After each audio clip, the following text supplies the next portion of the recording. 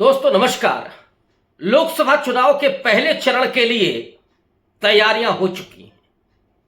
आज राहुल गांधी ने केरल के वायनाड सीट से अपना नामांकन दाखिल किया, पर्चा दाखिल किया। और वायनाड वो सीट है जहां से पिछले लोकसभा चुनाव में राहुल गांधी ने 4,31,000 वोट से जीत हासिल की थी। लेकिन दूसरी तरफ वे उत्तर प्रदेश की एक और हॉट सीट अमेठी से स्मृति ईरानी से चुनाव हार गए थे, महज 50,000 वोट से। इसके पहले 2014 में उन्होंने 1 लाख से ज्यादा मतों से स्मृति ईरानी को हराया था।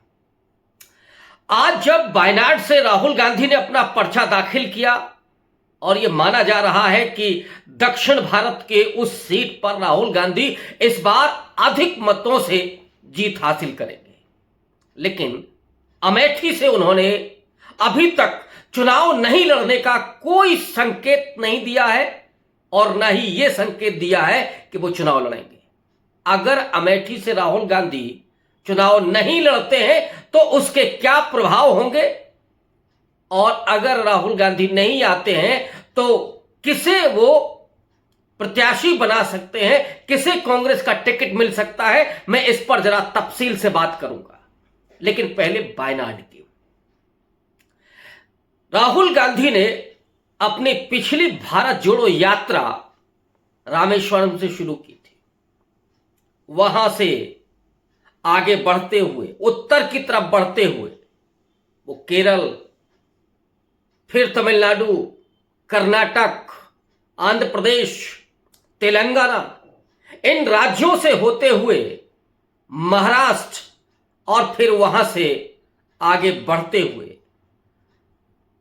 जम्मू कश्मीर तक पहुंचे थे। इस देश ने नहीं बल्कि पूरे दुनिया ने यह देखा था कि राहुल गांधी की भारत जोड़ो यात्रा में दक्षिण भारत समूचा उमड़ पड़ा था और उस यात्रा ने एक पूरे नैरेटिव को खड़ा कर दिया था।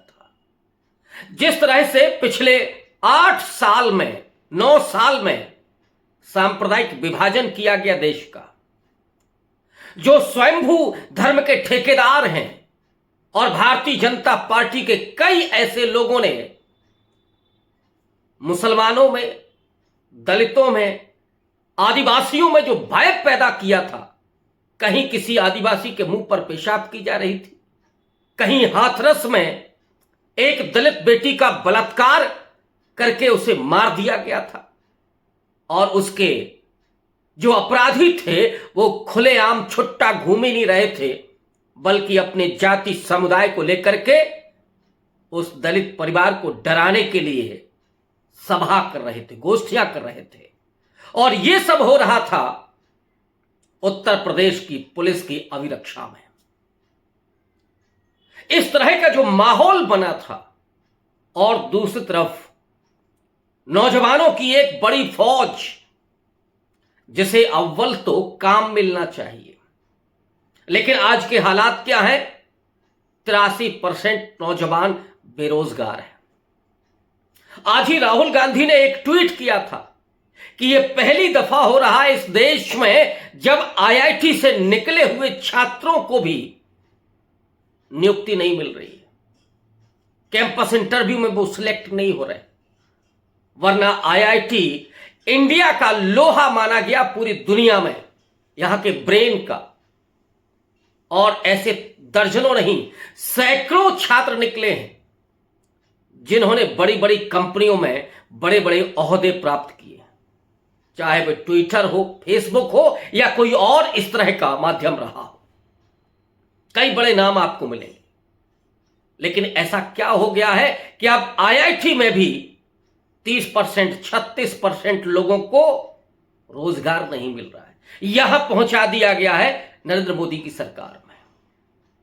महंगाई का तो आलम यह है कि अब गरीब आदमी तो छोड़ दीजिए, वो तो 5 किलो राशन से अपना पेट भर रहा है और कुपोषित बच्चे पैदा कर रहा है। उसका दिमाग भी कुंद हो रहा है, उसके भीतर का एस्पिरेशन खत्म हो रहा है। इतना ही नहीं, जो मिडिल क्लास है, जो बदलाव का साक्षी होता है, जो चिंतनशील होता है, जो सवाल करता है, जो इस देश के संसाधनों में अपनी भागीदारी सुनिश्चित करता है, जो देश के डेवलपमेंट बढ़ चढ़ करके भूमिका अदा करना चाहता है, वो मिडिल क्लास भी पस्तहाल है। उसे भी भक्त में तब्दील कर दिया गया है, उसे भी धर्म की अफीम चटा दी गई है, वो भी नहीं खड़ा हो पा रहा है। उसके भीतर भी एक भय व्याप्त है। और उस माहौल में राहुल गांधी ने जो दक्षिण भारत में भारत जोड़ो यात्रा की थी, उसने उम्मीदें पैदा कर दी थी।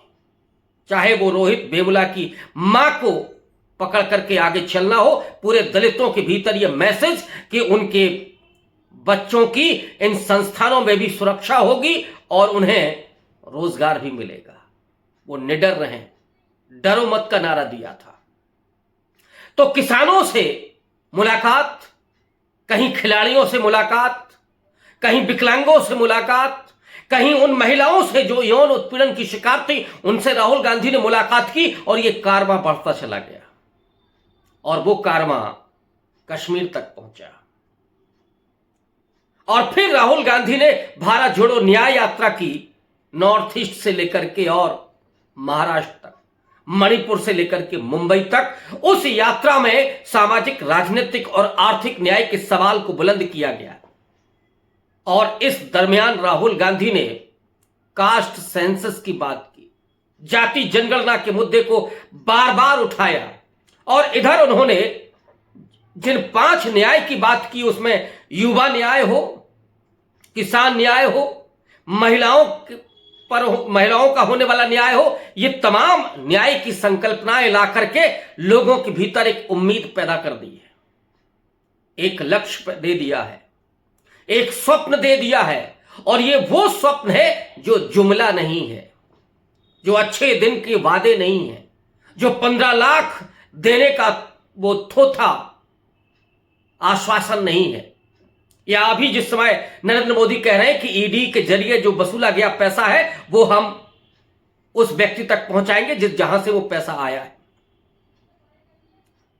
ये इस तरह का आश्वासन नहीं है, एक कैलकुलेटिव आश्वासन है, स्वप्न है कि जो 32 लाख नौकरियां केंद्र सरकार में खाली हैं, उन पदों को हम भरेंगे, दलितों और आदिवासियों का आरक्षण सुनिश्चित करेंगे।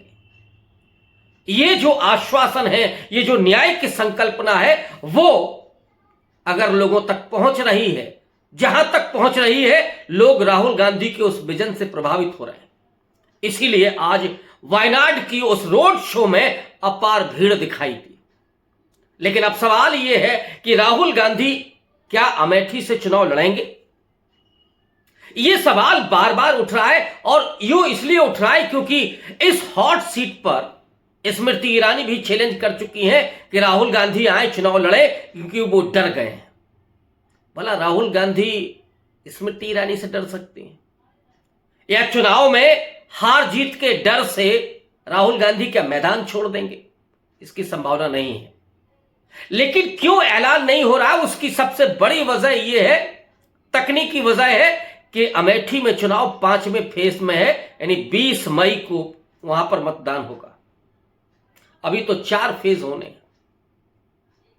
इंतजार इस बात का है कि जब चौथे चरण का इलेक्शन होगा, जब नामांकन प्रक्रिया शुरू होगी, उस समय राहुल गांधी अमेठी पहुंचेंगे। और अमेठी में उनके सामने कोई चैलेंज नहीं है। इस बार महज 50,000 वोट से स्मृति ईरानी जीती थी, और वो तब जीती थी जब सब कुछ मैनेज कर लिया गया था, विपक्ष के तमाम नेताओं को मैनेज कर लिया गया था और डराया धमकाया गया था, झूठे स्वप्न दिखाए गए थे।